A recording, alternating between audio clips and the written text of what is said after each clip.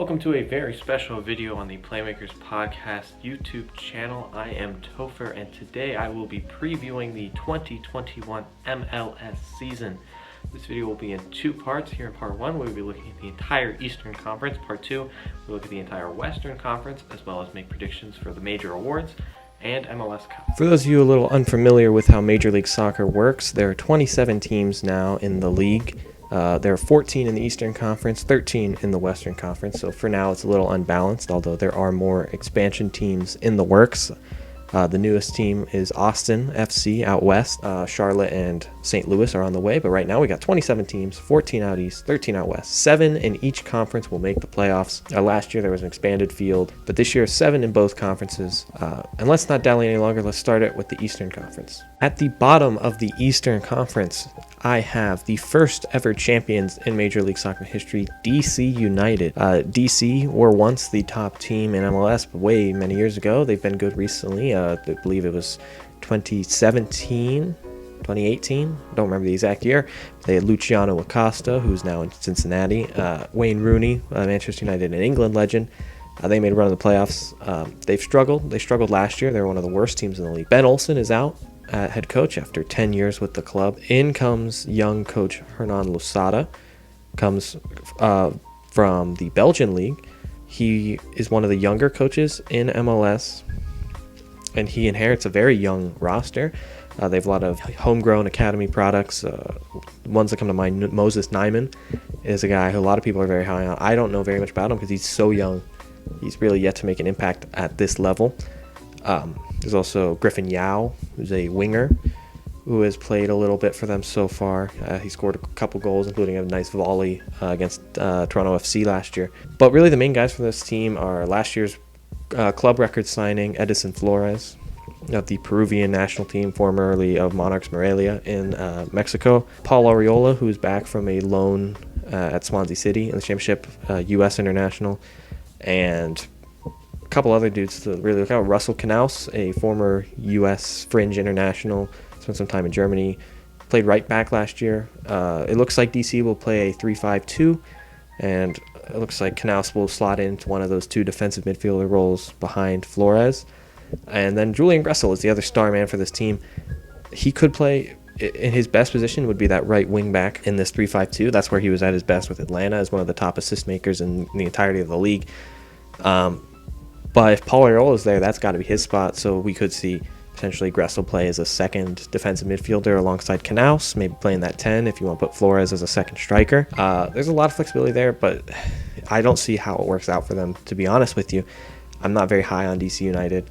I don't expect very much out of DC United, so I picked them dead last in the Eastern Conference. All right, 13th place in the Eastern Conference, I actually have Inter Miami. Now, Inter Miami are one of the biggest, fanciest, most well-known teams globally due to David Beckham, their ownership group. They're in the fancy market of Miami. Gonzalo Higuain, a global superstar, leads their line as a striker. Phil Neville, formerly of Manchester United as a player, coached the England women's national team at the last World Cup and for the past couple seasons. He is now in charge after a confusing and ultimately disappointing first season in MLS for the Herons down south. I do not expect very much of this team. I know their high-end talent is very, very high. Higuain, if he hits, is one of the best players in this league. Rodolfo Pizarro is a starter for the Mexican national team, is very much that caliber of player. But regardless of all those positives, as I said, I'm just not very high on this team as a whole.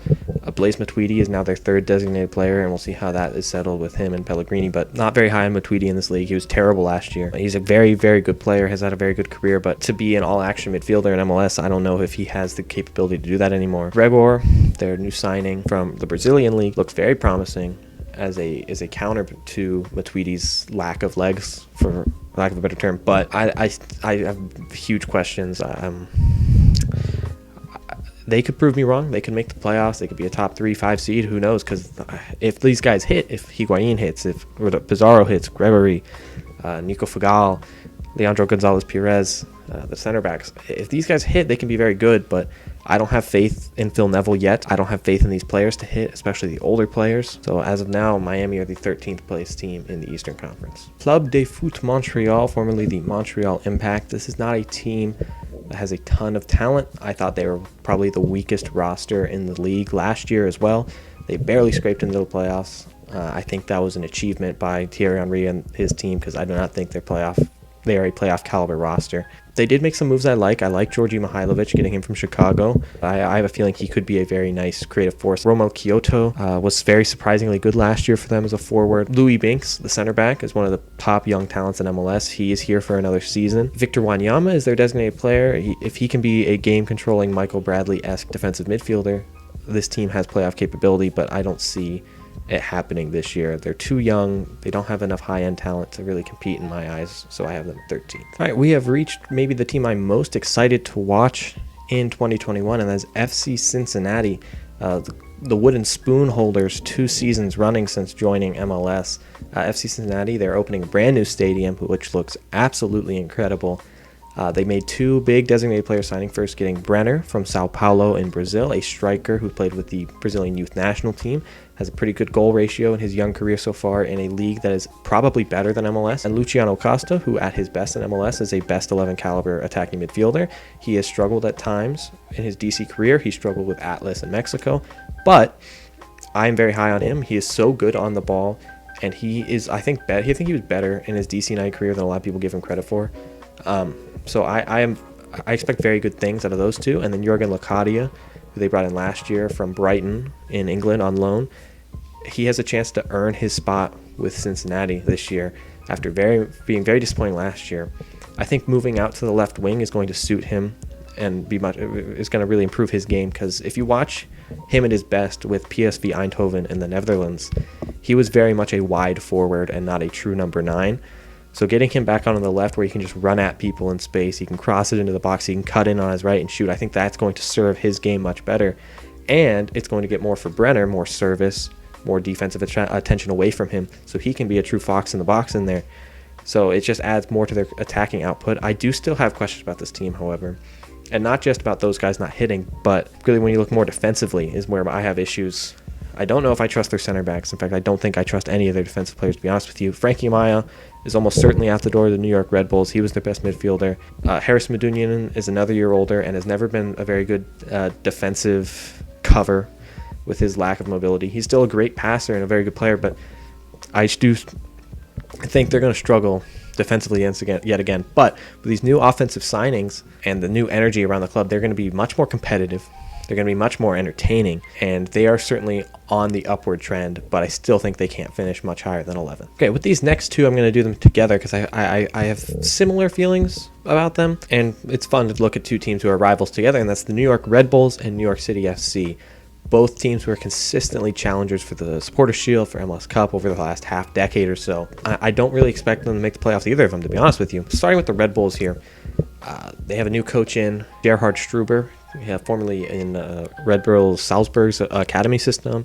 He was at Barnsley for a while. He's a high-pressing guy. That's the Red Bull way, back to the peak Jesse Marsch era. They have players people really like. Caden Clark, 17-year-old attacking midfielder. Very, very promising young talent he is. Christian Cáceres, a defensive midfielder of Venezuelan International. He's still under 23 years old. They have plenty of other guys as well in their youth system, because that's the way Red Bull like to build. Maybe not to the level of some of the guys they've had in years past. Particularly, I don't know if they have a Tyler Adams level talent. Maybe Clark can become that. Very possible. They didn't really make signings that excite me. Maybe the biggest being Fabio, striker from the Brazilian second division, but who knows what he will be, if anything, in MLS. If they do get Frankie Amaya, which it looks like they will, I think that's a great signing. It really builds their 4-4-2 diamond that they're looking to create, getting another talented box-to-box, but he can be a kind of a nasty ball winner if you need him to be as well. So maybe him as a shuttler role in the side of the diamond is perfect for him. But overall with the Red Bulls, they probably will end up making the playoffs, because that's just, the Red Bulls are always more than the sum of their parts. But when I look at them on paper and I look at what this roster is, I'm not convinced as of yet that this is a playoff team. And then we go back to New York City. I may be even lower on them. They disappoint as a franchise. They have money with the City Football Group. They have opportunity with open designated player spots and open international roster spots. They can get guys, but they just haven't. So they're really asking a lot of really their midfield, and especially Maxi Morales, who is another year older, had a bad year, who was very injured last year. Aber, their striker they got 2 seasons ago, he's still injured. Tati Castellanos is really their only forward, and he's very hot and cold and could be out the door. He was linked to a couple clubs in Brazil. Not very deep on the wings, and a lot of their guys who they had on the wings, like Gary Mackay-Steven, are now out the door. So really, they are asking so much of Maxi Morales, and especially of their midfield in general, which is by far the strength of their team. And I think one of the best midfields in MLS, if not the best, with Keaton Parks, who's a great box-to-box linking player, James Sands, very good defensive midfielder. They just signed Alfredo Morales of Fortuna Dusseldorf, and the U.S. men's national team is another guy to fill that role in center of midfield. They have some versatility too. They can play James Sand at center back if they want to put Morales in. But when I look at this team, I don't know if they can compete with teams that just have more talent than them, because they haven't made the investment to be an elite team in MLS. And they, again, like the Red Bulls, they'll probably be, improve me wrong, and be more than the sum of their parts. They need things to go right, and they need guys to hit that just we don't know about yet. So until both the New York City FC and the New York Red Bulls prove that they are more than the sum of their parts, I can't predict them into the playoffs. The last team in the Eastern Conference I have missing out on the postseason are the Chicago Fire. Yes, the Chicago Fire last year, they had the big rebrand, new coach, bunch of new players, moved back into the city. I do think they made huge strides as a team. They have an identity of how they want to play. They have a good core of players, particularly Robert Beric, who will be a threat for the Golden Boot if he stays healthy and keeps doing what he did last year, and if they can find replacements for the creativity of Georgi Mihailovic. Hopefully that'll be Ignacio Aliceta, their young designated player they picked up from Argentina last year. They can control the game in midfield. They have center backs who should be good and shouldn't be making bad mistakes the way they did last year, then being Francisco Calvo and Mauricio Pineda. If those guys can get rid of the mistakes, they will be a very good team, and I'm very high on them. I like Rafael Wicki. I like what he's doing in Chicago. They have a lot of players I'm very high on. I think this is going to be a very fun, watchable team. However, they have huge questions at goalkeeper. Their defense, while they have guys who can play well, they have a tendency to make huge mistakes, and that's what cost them last year. And I think that's probably what's going to end up costing them this year. They could make the playoffs, and I really want to pick them to make the playoffs, but there's just too many good teams in the East, and Chicago's just not quite there for me to be able to say the Fire will make the playoffs. But I am high on them. I think they're going to be a very good team this season. Now to the playoffs in the Eastern Conference. The last seed, the 7 seed, I have last year's Cinderella run, Nashville Soccer Club. Now, I don't want to say too much, as I am still an intern with Nashville SC, but I think they are a very solidly built team. They kept most of their core together. They were on a very hot streak towards the end of last season. They still have the Defender of the Year, Walker Zimmerman. Hani Mukhtar is a guy I expect a lot more of in 2021. Alistair Johnson and Danny Lovitz are maybe probably the most underrated fullback pairing in all of MLS. If Anibal Godoy and Dax McCarty stay healthy, they will be a very competitive team. I do expect them, they could even finish higher than 7th, but as of right now I have them in the playoffs at the 7th seed. Next up is one of the big dogs of MLS, Toronto FC. They have a lot of talent top to bottom. Alejandro Pozuelo, the reigning MVP in MLS, who is still honestly underrated. People talk about the best players in MLS a lot, talk about Vela, Joseph Martinez. For some reason, Alejandro Pozuelo seems to fall out of that conversation despite being the MVP. Regardless, he is still a great top-end player. Michael Bradley looks resurgent early on. If he can stay healthy the whole year, he will be a game-controlling midfielder. Chris Armas is in and has brought a lot more pressing than we saw with Greg Vanney, which is a new look for Toronto. I don't know how well it'll fare, but it looked very nice in the first round of CONCACAF Champions League in their 1-1 draw with Leon down in Mexico. Really, when it comes with Toronto, for me, it just comes down to injuries. And I don't have faith that they will stay healthy. If they do stay healthy, they'll be higher than 6th. Because they are just that good, and they have a lot of young kids now starting to break through. Noble Okello has gotten a lot of rave reviews in his early start to the season in CONCACAF Champions League and preseason. Jaden Nelson and Jaquil Marshall-Ruddy, 2 wingers, are guys people really love. If these guys start to break through and they can stay healthy, Toronto will be a serious threat in the East. But as of now, I don't trust that they can stay healthy for a full season. Already they have injuries. I mean, Josie pulled his hamstring. We'll see how serious that injury is. Jonathan Osorio is missing time already. Chris Mavinga, their best center back, is missing time. So if they can stay healthy, Toronto will be a top team in the East. And even if they struggle a little bit with injuries, they're still going to make the playoffs because their talent is that high. And I do think Chris Armas is a better coach than people are giving him credit for. as of now, I have Toronto as the 6th seed in the East. With the 5th seed, I have the New England Revolution, one of the original MLS teams, coached by an original MLS coach, Bruce Arena, playing in an original MLS stadium, Gillette Field. But the thing is, Revolution, they've turned it around as an institution recently. They've spent more on the team. They've spent more on the training facility. The Crafts seem more bought into MLS, which is good. Last year, it really paid off on the field. They struggled a little bit in the regular season, but once they hit the playoffs and they finally got healthy, especially having Carles Heel back to really pull the strings in midfield for them. They made a run to the Eastern Conference Final. A lot of people are really high on this team, and I completely understand why. They made that big run. With Heel, they are a serious threat to win trophies. I'm not quite as high on New England. I don't know if there's really a reason for that. I maybe it's just my anti-Robert Kraft bias, perhaps. But they're still going to be a playoff team. They could be higher than this. They have a lot of depth. They have talented pieces pretty much everywhere. They're probably the best goalkeeper, maybe the best goalkeeper. I'm still a big Andre Blake guy, but Matt Turner, one of the best goalkeepers. If Adam Buksa, the striker, they can get more out of him. They will be even more prolific offensively.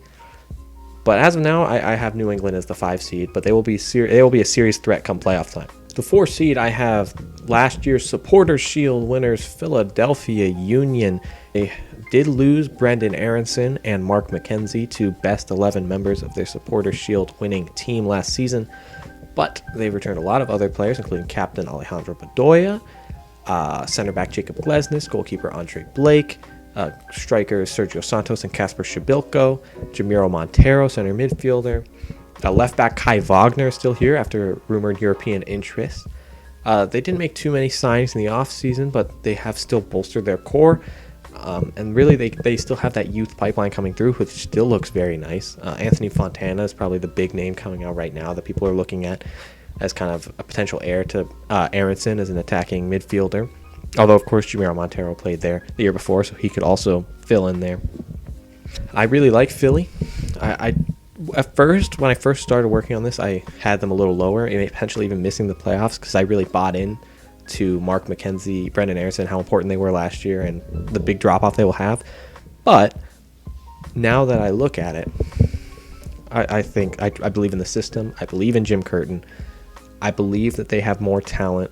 Even if they're not as good as Aronson or McKenzie, they have pieces who are good enough to still be a competitive team in MLS. Maybe they even make a run in CONCACAF Champions League. Currently, they're leading Saprissa. So who knows what we'll see out of Philadelphia in terms of winning trophies. But I do believe that they have the core, they have the identity to be a consistent playoff team. A lot like the Red Bulls have been for the past half decade. This season, I believe much more in Philadelphia, and I think they're still going to be a top team in the East. I have them at the 4 seed. Down to the top 3 in the Eastern Conference, and coming up third is Orlando City. The Lions finally made the playoffs after years of trying and failing under Oscar Pereira in his first season. They have a very talented squad. Chris Mueller, Mauricio Pereira, Nani, Joao Moutinho, Pedro Galese, Antonio Carlos, Robin Janssen are all guys who I think could push for a best 11, if we're being completely honest. Even Ruan is another guy you can throw out there. Very, very good players. Junior Urso is a very underrated midfielder as well. Sorry, I'm a little biased. I have seen a lot. I've watched more Orlando City than just about any other MLS team, so maybe I just know more about them. But very, very good team. There are questions at center forward. It looks like Daryl DK will be off to Europe this summer, but there's still Tesho Akindele, who has proven to be a solid, reliable MLS player. Mateus Ayas, we have not seen too much of. He could be something. And then Alexander Pato has been an okay rotational player for most of his career now after breaking out so young with AC Milan. He could be something. He's shown well in preseason. I don't really have questions at center forward. I do have questions if Chris Mueller misses time in the summer with U.S. national team stuff. I do have questions if Nani can put it up for a whole season. I do have questions if Mauricio Pereira can stay healthy. Especially Pereira, they don't really have a guy who can fill in for him. If Mueller goes out, maybe you throw in Alexander Alvarado, all right, a guy who they have, who they brought in from Ecuador last year. But if Pereira's out, they really lose the ability to play any kind of possession based football. They struggle on the counterattack even more. They need him to make them go. The same way Seattle need Nicolas Lodeiro, the same way Toronto need Alejandro Pozuelo sometimes, or at times. Maybe that's not the best example, but definitely Lodeiro. He's very much like his countryman Nicolas Lodeiro and the impact he has on Orlando City. And I just don't know if they can stay healthy and consistent enough to be a top 2 team, but they still have so much talent, and they're starting to break through, bring in some young guys. I certainly think they'll be a contender in the East. They'll be a threat in the come playoff time. Now, the runners-up in the Eastern Conference in my 2021 MLS season predictions are Atlanta United. Yes, Atlanta United did struggle last season. They didn't make the playoffs despite there being 10 teams in the East who qualified. But that's all changed. Things are completely different this season. Frank de Boer is gone. Gabriel Heinze is in, and he looks to be one of the best managers in the Western Hemisphere, certainly young managers, a strict disciple of Marcelo Bielsa. They're going to bring back the high pressing. They're going to bring back the quick possession football.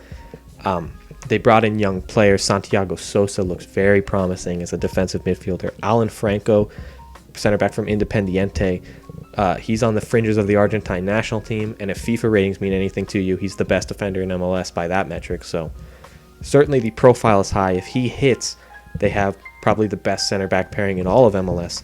Plus, and the most important thing here is that Josef Martinez, he's back from an ACL injury. If he can return to 80%, 90% of his form in years past, there's a 25 goal scorer right there.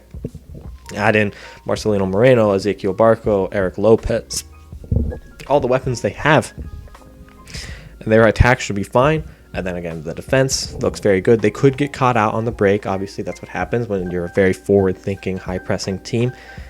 They could give up a lot of goals. It's possible, but they're going to be very fun. They're going to be exciting. They have lots of high-end talent. I know that these pieces still have to mesh, and they still have to buy into what Heinz is doing, and it might take an adjustment period, but Atlanta is going to be very, very good again, and they could very well win 1, 2, maybe even 3 trophies this year. Who knows? It's very possible. They are a good-looking team.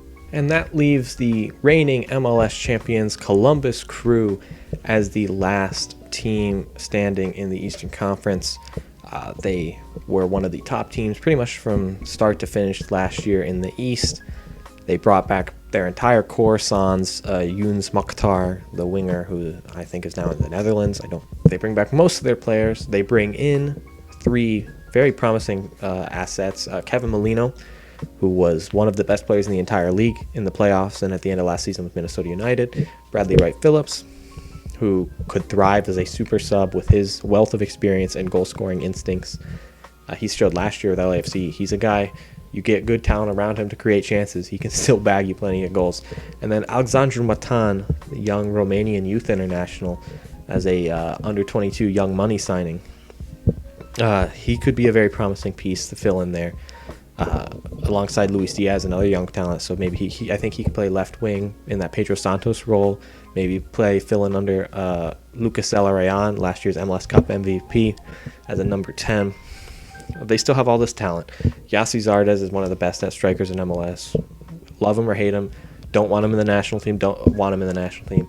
You have to respect that Yassi Zardes is one of the best strikers in this league. Zelarayan proved to be a game-changing number 10. Pedro Santos is a pretty solid designated player. And then plenty of other talented pieces like a Luis Diaz. Darlington Nagbe and Artur, how did I not mention them yet? One of the best midfield pairings in their 4-2-3-1 that you can have. Aiden Morris looks like he could potentially push in, take some minutes away from Nagbe, take some minutes away from Artur. And they have Jonathan Mensah at the back, who's one of the best center backs in the whole league, plus Harrison Offal at right back, who, while he is slowing down, is still a top right back.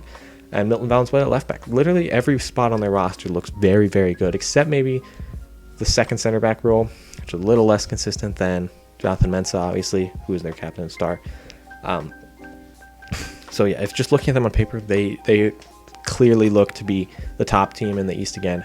I do want to put a little bit of water on the fire that is the Columbus Crew hype train, for a couple reasons. One, if they make a run in CONCACAF Champions League, which is very possible given their talent, given the potential of this draw, looks like they're going to go through the second round pretty easily and then have a bout with Monterrey of Mexico.